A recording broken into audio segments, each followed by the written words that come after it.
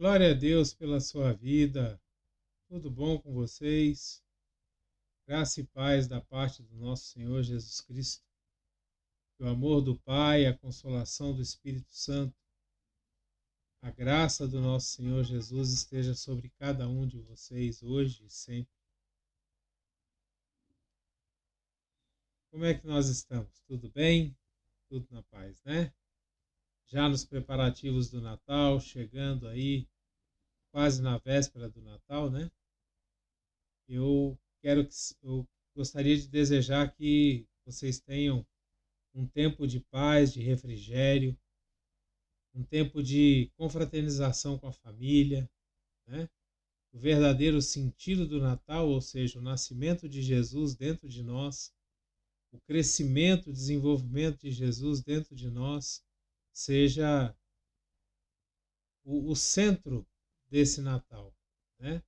Que a gente possa refletir em tudo aquilo que Jesus é para nós, tudo aquilo que Jesus representa para nós. Amém? Hoje eu gostaria de conversar com vocês sobre companhias. Pessoas que andam ao nosso lado, amigos, colegas de trabalho, cônjuges, pessoas que andam ao nosso lado. Como essas pessoas têm influenciado a nossa vida? Como que essas pessoas têm nos levado a chegar, a alcançar a intimidade com Deus, as nossas bênçãos, as nossas vitórias? Ou talvez como que essas pessoas têm nos segurado, nos impedido de ter as vitórias que Deus tem preparado para nós. E para conversar sobre isso com vocês, eu queria começar com o texto que está em 2 Reis, no capítulo 5, segundo livro de Reis, no capítulo 5, se você puder ler mais tarde, né? Eu queria começar falando sobre Naamã, um poderoso chefe guerreiro sírio dos exércitos da Síria, né, que ficou leproso. E após ficar leproso, ele, numa batalha contra o povo de Israel, ele levou para trabalhar na sua casa uma escrava israelita, uma menina que foi trabalhar na sua casa como escrava, né?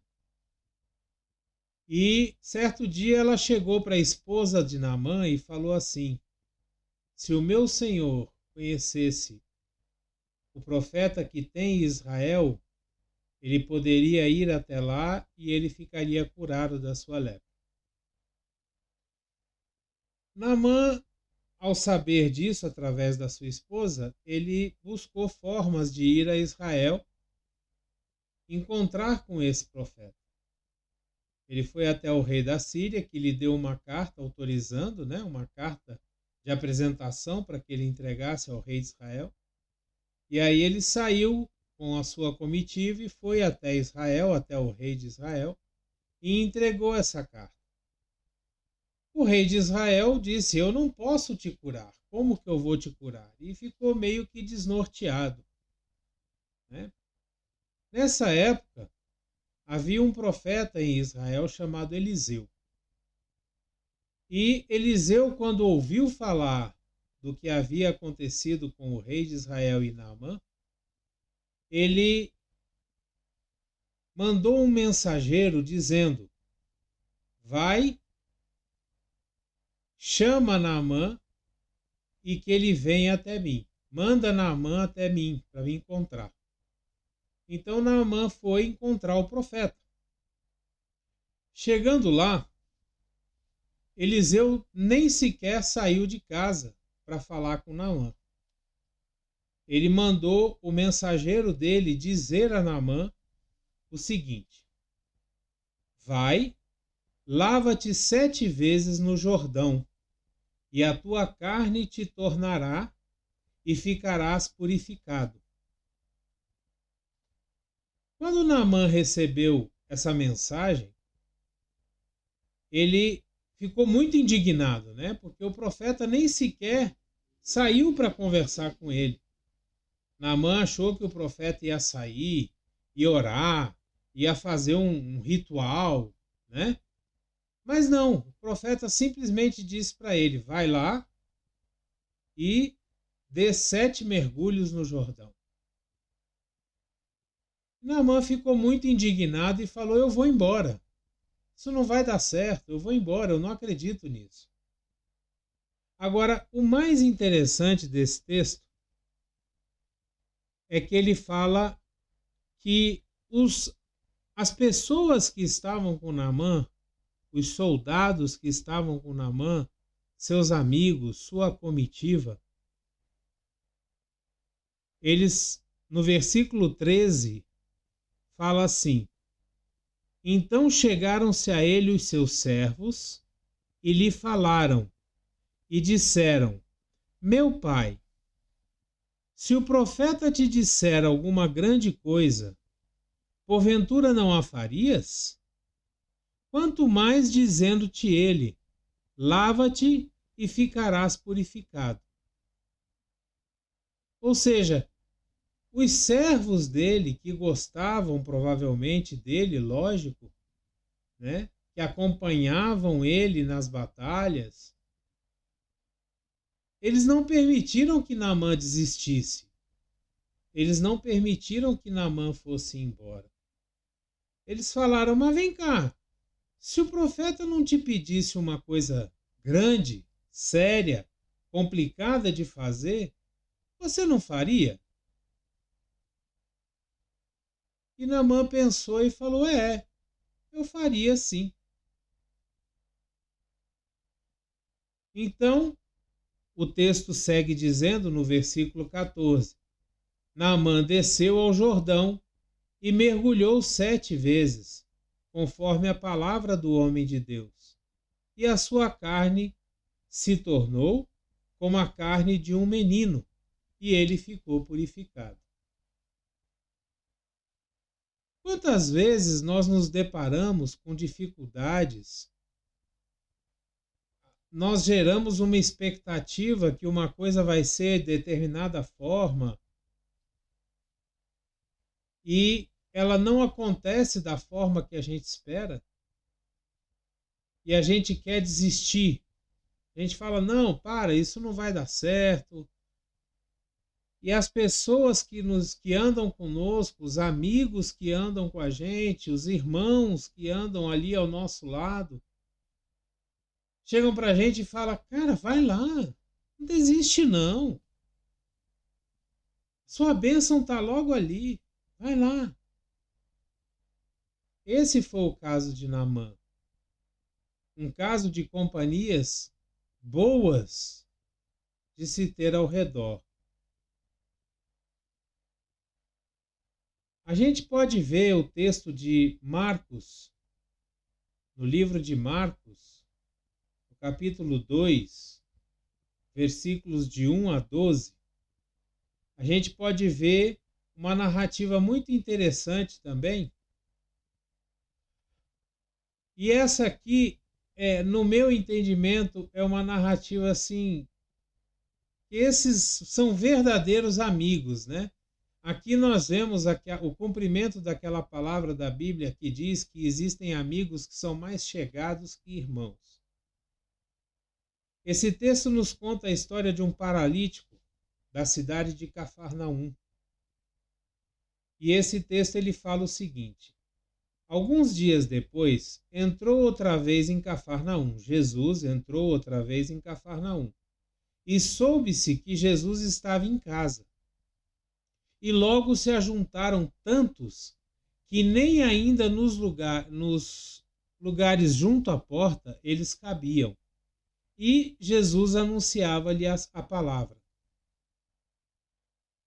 Vieram ter com Jesus, conduzindo um paralítico, trazido por 4 amigos, 4 pessoas. E não podendo aproximar-se de Jesus, por causa da multidão, descobriram o telhado onde Jesus estava e, fazendo um buraco, baixaram o leito com o paralítico até Jesus.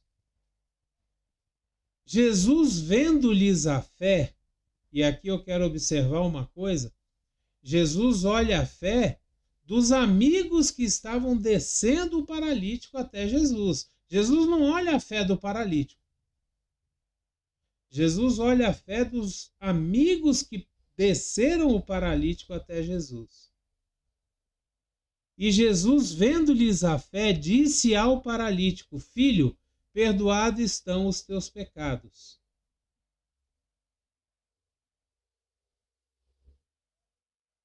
E depois Jesus disse ao paralítico também: A ti te digo, levanta-te, toma o teu leito e vai para a tua casa.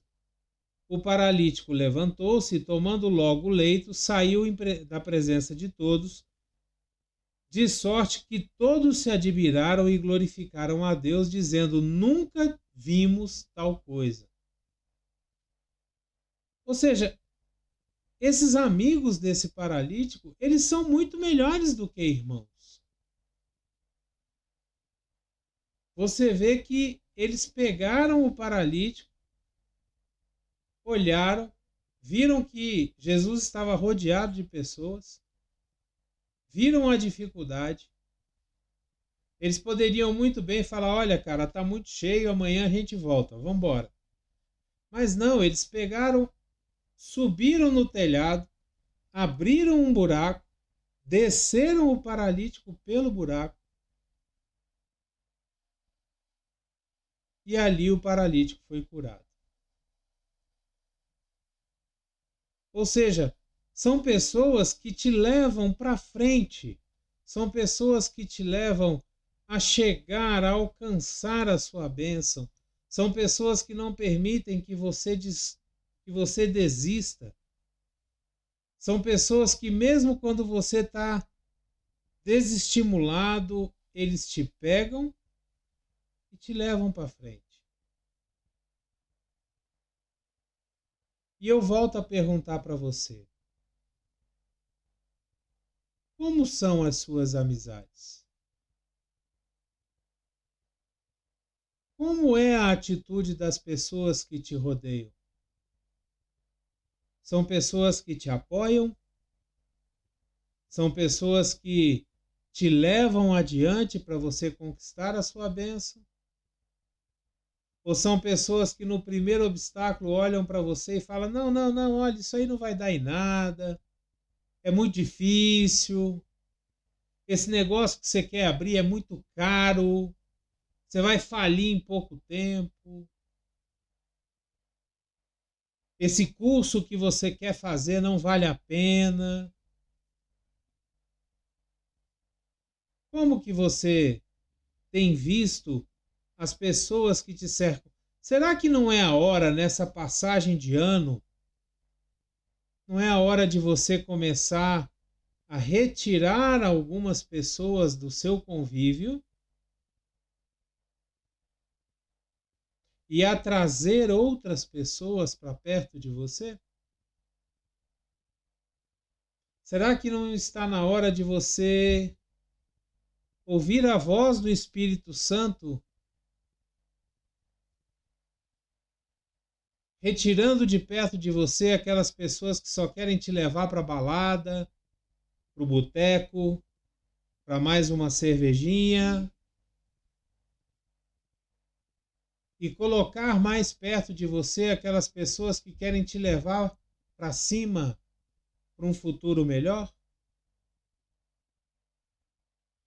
Veja bem, o texto do livro de Marcos também, no capítulo 10, versículo 46 a 52, ele nos conta a história da cura de um cego chamado Bartimeu. Esse texto diz que em Jericó havia um cego chamado Bartimeu e ele estava sentado à beira do caminho, provavelmente pedindo esmolas.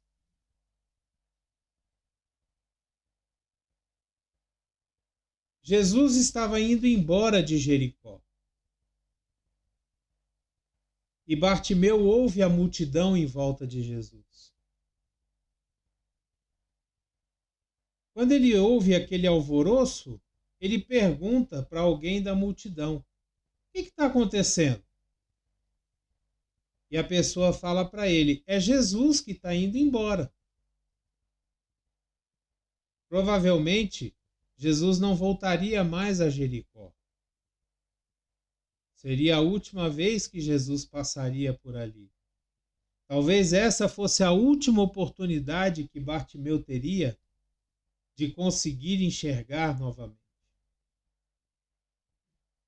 Então Bartimeu, desesperado, depois de todas essas coisas passarem pela sua cabeça, Bartimeu começa a gritar com todas as suas forças: Jesus, Jesus, filho de Davi, tem misericórdia de mim.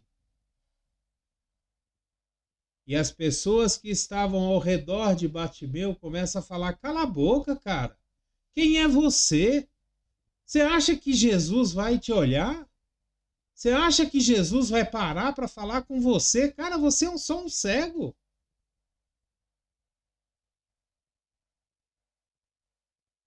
Se coloque no seu lugar, cala a boca. Mas Bartimeu entendeu que ele não podia dar ouvidos às pessoas que estavam ao seu redor. Ele tirou as pessoas que estavam ao seu redor de perto dele, de uma certa forma, e continuou gritando: Jesus, Jesus, filho de Davi, tem misericórdia de mim. Jesus ouviu. E quando Jesus ouviu, ele disse: traga ele aqui.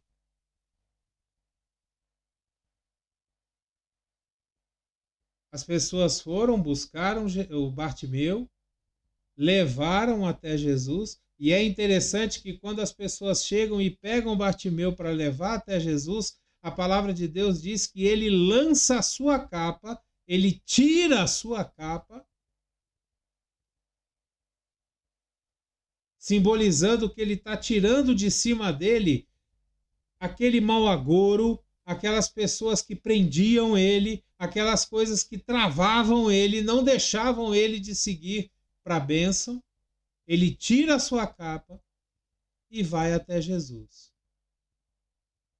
Quando ele chega diante de Jesus, Jesus pergunta para ele: o que queres que eu te faça?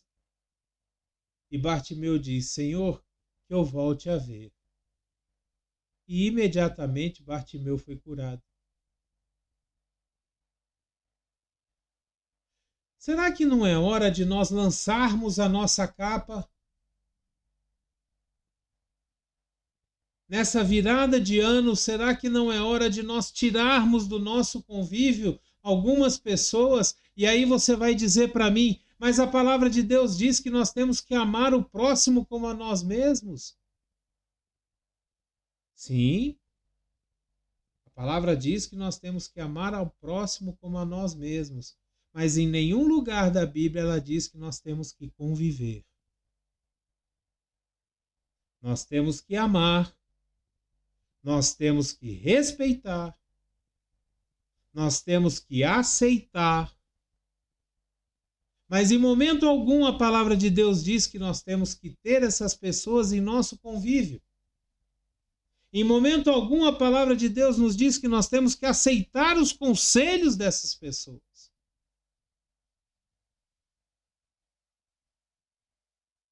Será que não é hora de nós escolhermos de uma forma mais criteriosa as pessoas que andam ao nosso redor?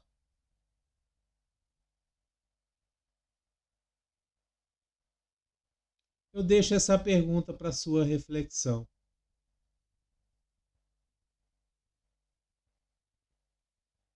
O maior objetivo é que essas palavras toquem o seu coração, mas que a gente possa entender a forma prática de conviver com o Evangelho. Como que eu posso colocar o Evangelho em prática? Então, quando nós lemos a palavra de Deus, nós começamos a entender aquilo que Deus tem para nós e começamos a entender a facilidade de colocar essas coisas em prática. Porque muitas vezes nós estamos cometendo alguns erros que nos impedem de ter intimidade com Deus, caminhar com o Espírito Santo e viver a vida abundante que Jesus prometeu para nós.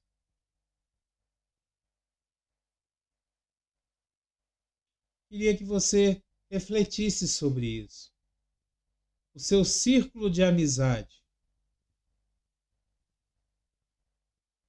Até que ponto as pessoas que te rodeiam te levam para a bênção, te levantam, te animam ou te colocam para baixo, sempre dizendo que as coisas são difíceis, que não podem ser assim.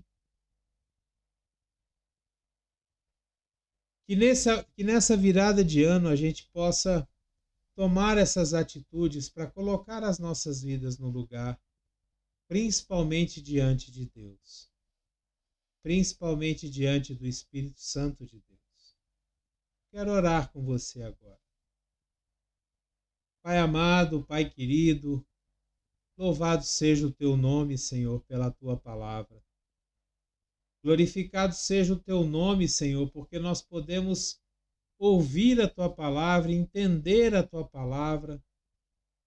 Glorificado seja o teu nome, Senhor, porque nós temos liberdade de falar a tua palavra, de ler a tua palavra, de escutar a tua palavra. Senhor, que essa palavra venha entrar no nosso coração como um bálsamo, como semente germinando a 100 por 1. Que ela venha, Senhor, surtir os efeitos que o Senhor deseja que surta no coração de cada um de nós que estamos ouvindo e falando da sua palavra. Que nós possamos entender, Senhor, a necessidade de termos pessoas que nos animam, que nos levam para a bênção, que nos levam para perto de Ti, Senhor. Que nós possamos entender, Pai, a necessidade de filtrar, escolher melhor as pessoas que andam ao nosso redor. Obrigado, Papai. Obrigado por esse tempo. Dai-nos a Tua graça, a Tua paz, a Tua sabedoria. Faz, Senhor, que esse Natal que se aproxima seja abençoado. Que nós possamos, Senhor, conviver com nossa família, estar com os nossos irmãos, pais, para aqueles que ainda os têm, esposa, filhos, que nós possamos estar juntos, celebrando o Teu nascimento, Jesus, dentro de nós, celebrando o Teu crescimento, Jesus, dentro de nós. É o que nós te pedimos, Senhor, em nome de Jesus, e já te agradecemos pela fé, pois a Tua palavra diz que tudo aquilo que nós pedirmos em fé, assim nos será feito. Obrigado, Papai. Obrigado por tudo, Senhor, em nome de Jesus. Que a paz do Senhor esteja sobre a sua vida, sobre a sua casa, sobre o seu trabalho.